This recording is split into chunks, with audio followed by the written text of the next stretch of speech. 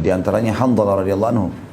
Pada saat dia menikah, hari Jumat malam, selesai menikah, dia belum bergaul sama istrinya. Subuh, pulang dari masjid habis sholat subuh hari Sabtu, dia berhubungan biologis sama istrinya. Pengantin baru. Masih dalam keadaan junub, belum mandi, dia sempat mau istirahat, terdengar panggilan jihad. Maka dia pun dalam kondisi junub, pakai baju perangnya langsung ikut. Hari Sabtu itu.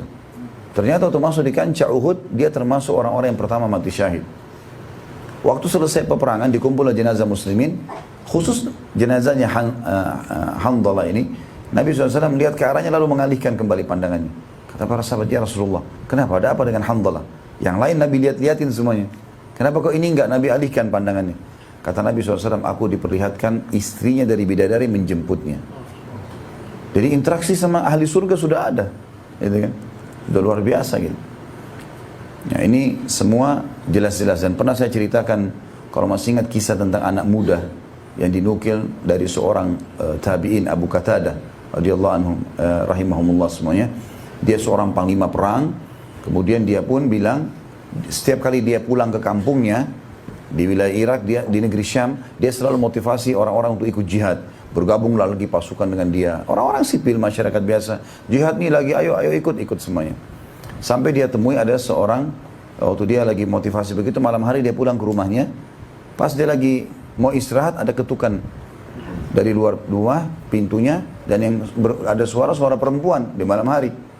Maka dia pun berkata, A'udzubillahi minasyaitonirrajim. Ini fitnah malam-malam, kenapa perempuan ketuk pintu rumah saya? Dia baru pulang dari masjid motivasi orang jihad gitu ya. Lalu kemudian perempuan itu mengatakan, wahai Abu Qatadah, bukalah ya. Buka pintumu. Saya punya hajat yang mendesak. Maka dia bilang, saya pun buka pintu. Ternyata ibu tersebut pun ya menggunakan tutup wajah dan terlihat pun walaupun malam, wanita ini punya kelebihan fisik sebenarnya. Karena terlihat sebagian dari matanya. Kata Abu Qatadah, saya pun menurunkan pandangan dan menanyakan kenapa ibu. Dia bilang, saya termotivasi dengan Anda karena Anda motivasi kami untuk jihad, untuk perang, gitu kan. Maka saya perempuan, tidak bisa saya ikut secara fisik. Jadi saya tidak mampu untuk itu.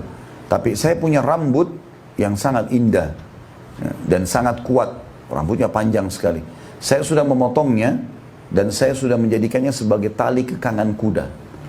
Maka saya minta ini rambut saya gunakan sebagai tali kekangan kuda Anda. Minimal rambut saya ikut jihad. Maka Abu Qatadah mengatakan, saya kagum betul sama ibu ini. Bagaimana semangatnya kan gitu. Lalu kemudian kata Abu Qatadah, baiklah. Kata ibu tersebut, sebentar, ada lagi satu. Ada satu buah hati saya, anak saya. Saya sangat sayang dengan dia. Dan dia mirip sekali dengan ayahnya. Ayahnya sudah mati syahid. Anak ini secara fisik, semua semangat, keberanian ikut ayahnya. Tolong jangan engkau tolak besok dia ikut. Karena umurnya masih 17 tahun. Kata Abu Qatadah, baiklah. Besok pagi habis sholat subuh, habis duha, pasukan dimotivasi, kumpullah semua untuk bergerak. Waktu Abu Qatadah sudah atur pasukan, Abu Qatadah lupa nih kasusnya ibu tadi malam, masalah anaknya. Tiba-tiba ada satu anak muda dari belakang berteriak, Abu Qatadah, Abu Qatadah. Kata Abu Qatadah, begitu saya balik ke arahnya, saya menemukan ada satu anak muda sangat tampan. Belum pernah saya temukan orang setampan itu. Dan pakai baju perang, tinggi besar, gagah, di atas kudanya. Lalu dia mengatakan, aku adalah anak ibu semalam. Dan ibuku sudah mewasiatkan agar Anda jangan menolakku. Kata Abu Qatadah, baiklah, ikutlah, ikut dia bilang. Tapi Abu Qatadah bilang, ingat anak muda, kamu belum pengalaman, ini perang, jihad, bisa terpotong tanganmu, bisa tercungkil matamu, bisa terpotong kakimu. Kamu di belakang, lihat pengalaman orang-orang yang di depan. Kalau ada kesempatan kamu melawan, kalau enggak kamu lihat pengalaman-pengalaman itu. Dia bilang, baiklah Abu Qatadah. Masuklah di kancah peperangan, terjadi kecamuk perang. Abu Qatadah bilang, saya ini pikiran saya ke anak muda itu terus, karena titipan ibunya, gitu kan. Dia bilang begitu saya lihat ke arah dia, nggak ada. Waktu saya balik ke depan, ada di depan dia. Lalu saya kejar dia, hai anak muda, saya sudah bilang mundur. Dia bilang, wahai Abu Qatadah, apakah kau mengharamkan aku untuk masuk surga? Kalau aku di belakang, kapan aku mati? 17 tahun ini, luar biasa. Maka kata Abu Qatadah, saya tidak bisa tolak gara-gara dia bilang itu. Dengan perang berkecamuk, Nggak bisa saya tahan lagi, akhirnya hilang dia, nggak tahu kemana. Sampai malam, udah istirahat nih. Rupanya saya cari anak muda itu. Mana anak muda ini? Ditemukan anak muda itu lagi ada di kemah. Ternyata terluka gitu ya.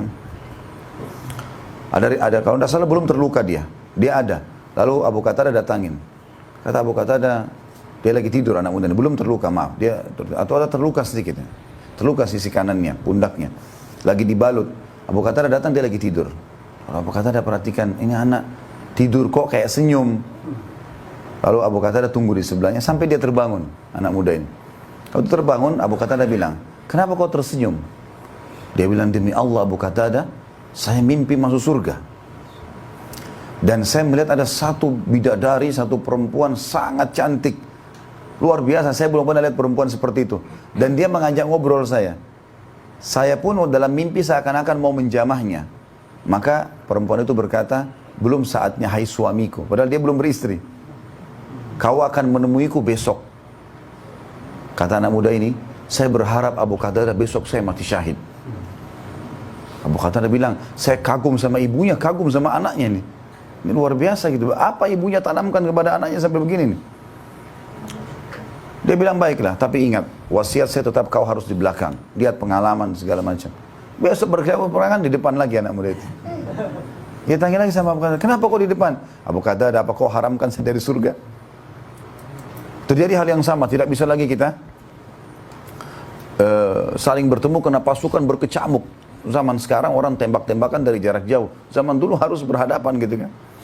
Dia bilang sampai malam hari dikumpulkanlah semua jenazah. Waktu sudah mau menjelang maghrib berhenti pasukan, peperangan berhenti. Maka semua masing-masing dua pasukan mengumpulkan jenazah-jenazah. Saya terus cari anak muda itu. Ternyata saya temukan anak muda itu berada di antara kumpulan jenazah-jenazah. Dan dia sedang dalam keadaan sakarat. Sesak nafas dan darah berlumuran di badannya. Lalu kemudian waktu dia lihat saya, dia mengatakan, Abu Qatada kesinilah. Datang. Dia Abu Qatada, nanti kalau ketemu ibu saya, tolong sampaikan kalau niat beliau sudah dikabulkan. Dan hai Abu Qatada, ingat nggak? Tadi malam saya cerita sama kamu tentang bidadari itu. Kata Abu Qatada, iya. Kata laki-laki anak muda itu bilang, ya sekarang ada di sebelah saya. Dan saya akan dijemput oleh dia. Turun ke Abu Qatada mengatakan, habis itu dihembuskan nafas terakhir. Ini kisah yang masyhur dinukil oleh para ulama. Allahu alam tentang apakah itu kisah nanti harus ada riwayatnya atau tidak. Tapi ini kisah dinukil dalam kancah peperangan. Sebuah kisah nyata yang disampaikan oleh, sebenarnya kalau tidak salah Ibnu Qayyim rahimahullah menukil kisah itu. Ala kulli hal, kita ambil pelajaran. Bagaimana seorang mukmin memang meyakini semuanya dan tanpa keraguan. Sebagaimana ada dunia ada akhirat. Sebagaimana ada hidup ada mati. Sebagaimana ada pagi ada siang. Gitu kan? Sebagaimana ada muda ada tua. Itu sudah sunnatullah. Jadi nggak boleh ada keraguan berhubungan dengan masalah itu. Tentu Abu Qatada masih berlanjut kisahnya ya. Pada saat sudah mati anak muda tersebut, dia pun menguburnya. Dia bilang sampai saya menjadikan itu sebagai motivasi di setiap saya pergi berjihad. Waktu kami pulang ke kampung kami, ya, ke negeri kami, maka orang-orang semua menemui kami, lalu jenazah-jenazah orang yang sudah meninggal disebutkan namanya, sampai ibu itu datang, ibunya anak muda ini. Lalu kemudian saya waktu lihat ibu itu saya bingung mau bicara apa nih sama ibu ini.